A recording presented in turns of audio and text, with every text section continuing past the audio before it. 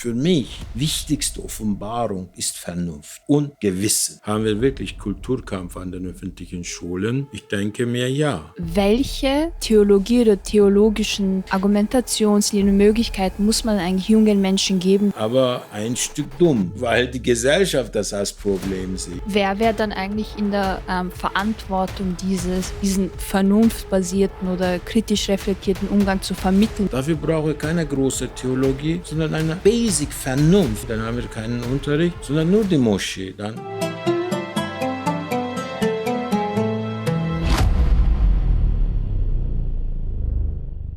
Herzlich willkommen zu einer weiteren Folge vom Podcast Hey Imam. Diesmal vom Team mit dabei bin ich, Farisa, und unser Herr Professor Aslan. Wir möchten das Thema Konfliktpotenzial in Schule anschneiden und da übergebe ich Ihnen auch schon das Wort. gut, danke für die Einladung. Wenn man Schule und Konflikte sagt, dann hat man immer so einen Bezug zu den muslimischen Schülern an den öffentlichen Schulen, weil die Gewalt oder damit verbundene zum Beispiel Konflikte werden immer oder öfters den Musliminnen einfach zugeschrieben. In diesem Fall vielleicht weniger Musliminnen oder mehr muslimischen Männer. Aus diesem Grund finde ich wichtig, dass man das thematisiert. Das heißt nicht, dass nur die Öffentlichkeit darüber spricht, sondern vielmehr innerislamisch müssen wir ernsthaft auch mit dieser Frage auseinandersetzen, ob das wirklich der Fall ist. Weil ich das etwas sehr problematisch betrachte, dass die Muslime immer auf die öffentlichen Druck warten, dann darauf reagieren. Es wäre schön, wenn wir auch innerislamisch darüber Gedanken machen, mit welchen Konflikten, mit welchen Spannungen wir in der Öffentlichkeit zu tun haben. Dann ist natürlich viel gesünder, dass wir nicht auf diesen öffentlichen Druck ständig warten müssen. Wenn wir auch von Öffentlichkeit und öffentlichem Druck sprechen, wenn auch jetzt ein bisschen älter, hatten wir ja Bücher wie Kulturkampf im Klassenzimmer oder darauf auch ein bisschen fast schon reagieren, Generation Haram. Also das Thema ist stark diskutiert und jetzt haben Sie auch gemeint gehabt, dass es vielleicht auch viel mehr Diskussionen und Impulse von innen bräuchte. Und welche Impulse wären das Ihrer Meinung nach? Dieses Buch ist sehr spannend, was du angesprochen hast, Kulturkampf. Dann ist die Frage berechtigt, haben wir wirklich Kulturkampf an den öffentlichen Schulen? Ich denke mir ja. Haben wir einfach Religionskampf an den öffentlichen Schulen? Ich würde sagen ja. Nicht, dass ich das problematisiere oder skandalisiere, sondern vielmehr aus Innenverhältnissen wissen wir, dass wir solche Probleme haben. Wenn wir einfach einen Gebetsraum an den öffentlichen Schulen brauchen, die Schulverwaltung kann das nicht genehmigen oder aus technischen Gründen nicht erlauben, dann haben wir einen Kulturkampf oder Religionskampf. Egal wie wir das intern benennen, diese Spannung haben wir. Oder wenn wir einfach im Ramadan an den öffentlichen Schulen Fastenproblematik haben, dann haben wir eine Spannung. Ein Teil der muslimischen Schüler dann einfach nicht in der Lage sind, einfach in die Schule zu kommen, weil sie fasten, dann haben wir ein Problem. Wenn einige Lehrer dann einfach wegen ihrem Aussehen, Bekleidung mit muslimischen Schülern dann einfach Probleme haben, dann haben wir einfach ein Problem. Schwimmunterricht, dann haben wir ein Problem. Schullandausflüge, dann haben wir ein Problem. Das heißt, dass wir nicht unbedingt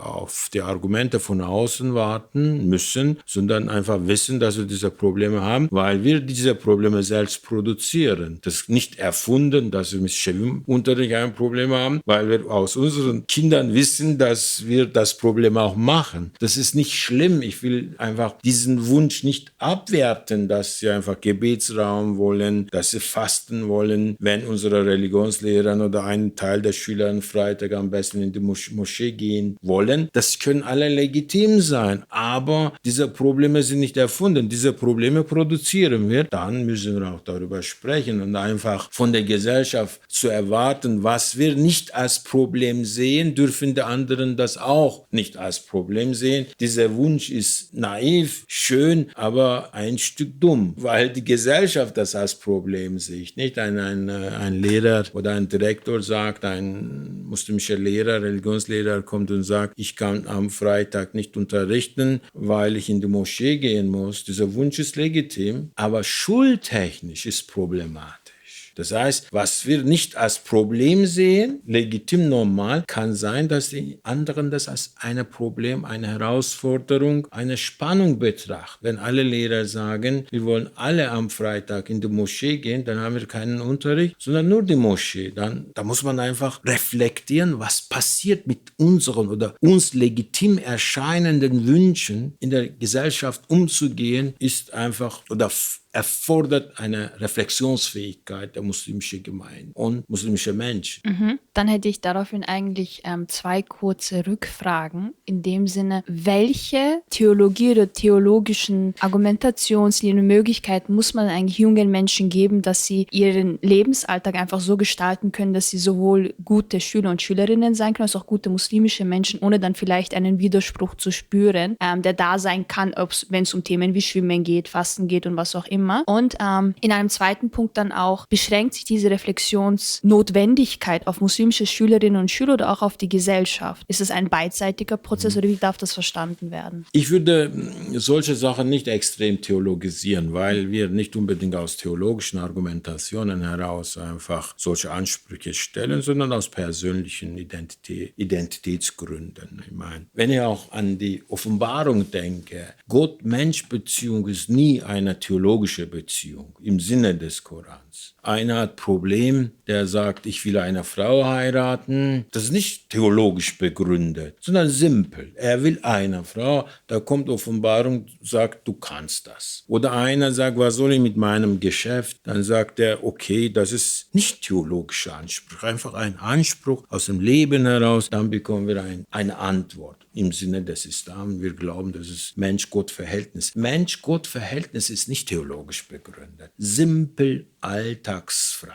Von daher denke ich mir, diese Leute, oder wenn ein Mann als Beispiel, extremes Beispiel, weil du auch mit Gewalt arbeitest, wenn ein Mann seine Frau zusammenschlägt, nicht unbedingt, dass er Koran aufmacht und sagt, aha, meine liebe Frau, ich darf dich schlagen. So funktioniert das nicht. Er ist wütend, reagiert darauf, dann schlägt er seine Frau zusammen. Der denkt nicht theologisch. Von daher würde ich mal die Fragen der Schule nicht so extrem theologisieren, einfach rational, vernunftbasiert verstehen. Zum Beispiel, wir wollen alle am Freitag beten, nicht? Dann, ich brauche dafür keine Theologie, einfach vernünftig denken. Leute, in einer säkularen Gesellschaft hat man für die Religionen bestimmte Plätze definiert. Man darf diese Grenze nicht überfordern. Wenn wir alle am Freitag in die Moschee gehen, dann kann die Schule nicht funktionieren. Dafür brauche ich keine große Theologie, sondern eine Basic-Vernunft eigentlich, sonst funktioniert das nicht. Wenn ein Lehrer sagt, ich muss am Freitag in die Moschee gehen, Religionslehrer, weil ich dazu verpflichtet bin, dann haben wir in Österreich 18 Religionsgemeinschaften. Wenn all diese 18 Religionsgemeinschaften solche Ansprüche einfach stellen, dann kann die Schule nicht funktionieren. Das ist nicht möglich. Aus diesem Grund würde ich mal, Farisa, das nicht so sehr extrem theologisch sehen, sondern simpel. Alltagsfragen, ob das vernünftig ist oder nicht. Oder wenn einer sagt zum Beispiel, wir brauchen eine, sage mal, Gebetswaschung in der Schule. Wenn ich das theologisiere, dann kann die Gesellschaft nicht funktionieren. Eine säkulare Gesellschaft braucht rationale Argumente, nicht immer theologische. Leute, wenn du einfach deine Schuhe ausziehst, einfach 1 Meter hochstellst und versuchst, deinen Fuß zu waschen, das kann in der Schule nicht funktionieren. Theologie muss umdenken, nicht einfach die Gesellschaft. Dafür gibt es auch keine Theologie eigentlich. Was willst du machen? Du kannst alle Rechtsbücher aufschlagen, dort wirst du einfach sehen, Füße waschen. Wer wäre dann eigentlich in der Verantwortung, diesen vernunftbasierten oder kritisch reflektierten Umgang zu vermitteln, der ja dann auch dazu führen kann, dass man vielleicht diese Anforderungen auch an die Theologie stellen würde? Ja. Wichtigste, weil wir auch immer wieder das diskutieren, ich denke mir, wir dürfen einfach nicht alle Antworten aus der Theologie oder aus dem Koran ableiten. Das ist nicht möglich. Das wäre einfach Überforderung der Fähigkeit des Korans. Koran ist nicht dafür da, dass das Buch alle Fragen einfach beantwortet. Das will er auch nicht. Der Koran hat bestimmte Fragen im 7. Jahrhundert, noch nicht mal alle, beantwortet, mehr nicht. Das heißt, der Koran allein hat noch nicht mal die Fragen in Jordanien beantwortet, nur Mekka, Medina. Das heißt, die Antwort des Korans ist eigentlich sehr bescheiden. Der Koran hat noch nicht mal die Fragen in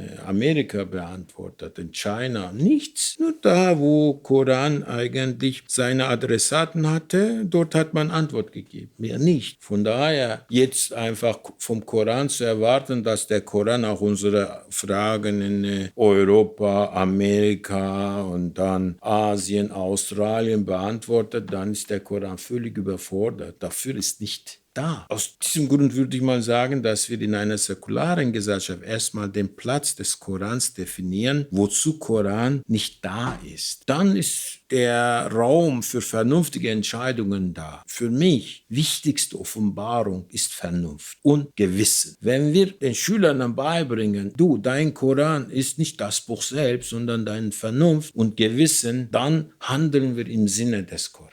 Das heißt, der Koran, das ist ein bisschen eine wirklich provokative Antwort, kann unsere Frage nicht beantworten, weil Koran unsere Frage nicht kennt. Und was machen wir mal? Dann haben die Sufis immer gesagt, Offenbarung eines Menschen ist sein Gewissen und Vernunft. Wenn die Kinder in der Lage sind, nach Vernunft und Gewissen zu handeln, dann handeln wir im Sinne des Korans.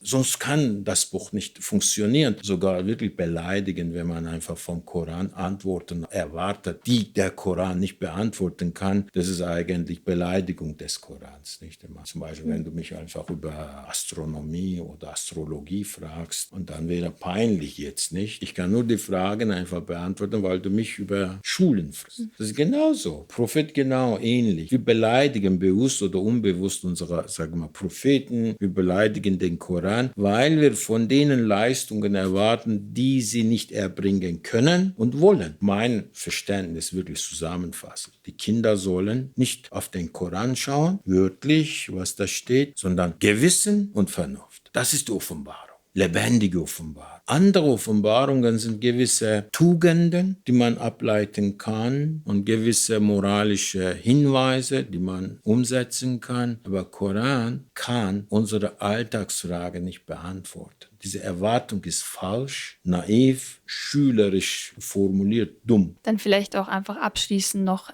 kurz die Frage, wie würde das dann auch praktisch jetzt für Schülerinnen und Schüler eigentlich auch ausschauen, wenn sie sagen, gut, was wäre dann ein dem Koran würdigen und richtigen Umgang mit dem Koran und mit meiner Lebensrealität, sodass ich alles für mich gut vereinbaren kann, aber jedem auch dementsprechend einen persönlichen Wert beisteuern darf. Ich denke mir, ich gebe mal ein Beispiel, sonst vielleicht wird das nicht theologisch ernst genommen. Prophet hat immer so Gouverneure gehabt, die haben in bestimmten geografischen Teilen Verantwortung übernommen. Prophet hat denen nicht immer ein Buch mitgegeben. Prophet hat denen nur einen Hinweis gegeben, dort bist du allein, handle nach deiner Vernunft. Vernunft und Gewissen ist der Platz für die Offenbarung. Da wirst du deine Antwort bekommen. Deshalb denke ich mir, die Schülerinnen sind gut beraten, wenn sie wissen, Gott spricht mich immer an, wenn ich einfach mein Gewissen, wenn ich meine Vernunft einfach öffne und auf die Antwort Gottes warte. Platz der Offenbarung ist das Gewissen. Gott wird dich ansprechen, weil Gott uns nur das verspricht. Er sagt, wer erwartet, offenem Herz, werde ich einfach meinen Platz in diesem Herz finden. Herz meine ich in diesem Fall rationale Denkfähigkeit eines Menschen, nicht einfach ein Fleischstück oder Liebe oder so. Das ist, Herz ist in diesem Sinne ein Platz der Offenbarung, die nach Vernunft und Gewissen handelt. Ich glaube, mit diesem sehr starken Schlusswort, dann können wir eigentlich auch den Podcast beenden. Und ich bedanke Dankeschön, mich. danke.